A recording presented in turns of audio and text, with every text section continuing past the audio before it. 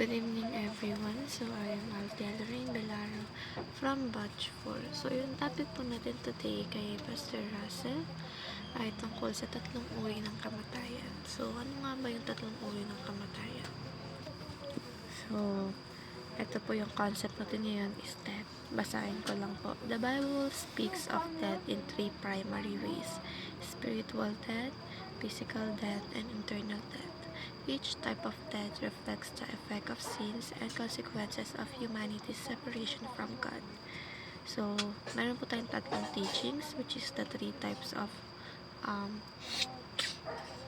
primary ways po. You have your spiritual, physically alive but separated from God. Ito po yung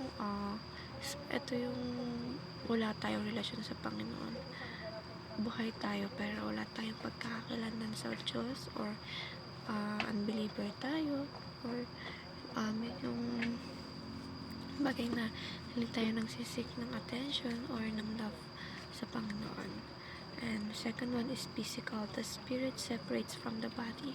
Ito naman po yung physical na nararamdaman din pagkamatay, yung ibinuburol or sa may lupa. So ang tawag po doon is physical death. And ang pakulo naman po is eternal or final and eternal separation from God. Ito naman po yung kabuuan or yung panghabang buhay na pagsiseparate ng kalayaan sa Panginoon o walang pagkakakilanlan sa Panginoon.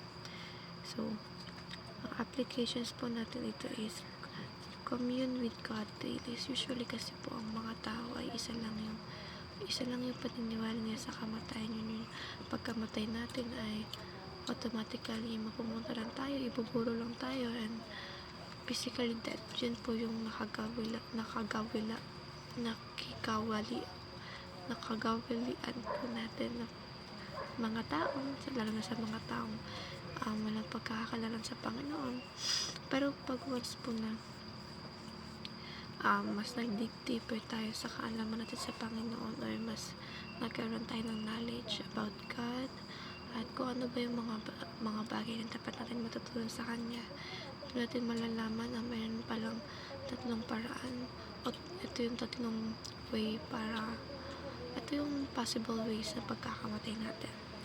And applications is commune with God daily. For us to be able to have a better relationship with God, we must have this conversation, or meron tayong communication sa Panginoon gamit ang ating manual, or let's say yung Biblia natin.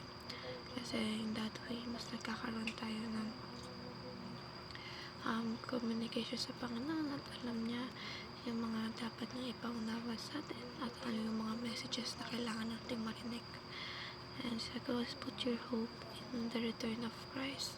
So, we must believe in Him, of course. Pati rin po yung faith natin in life, kailangan natin palakasin, even though hindi natin siya nakikita physically, but spiritually, mentally, and emotionally, nafe-feel natin siya, lalo na yung love niya sa atin. Of course, we should always give back everything that the Lord deserve, because they deserve all the love in this world that we could offer. And number 3 is trust Jesus, our eternal life. So, manatili tayo sa paggustuhan ng Panginoon, at of course, magtiwala tayo sa Kanya. Nang sa ganun ay isi-save niya tayo from this mess. Thank you po everyone. God bless.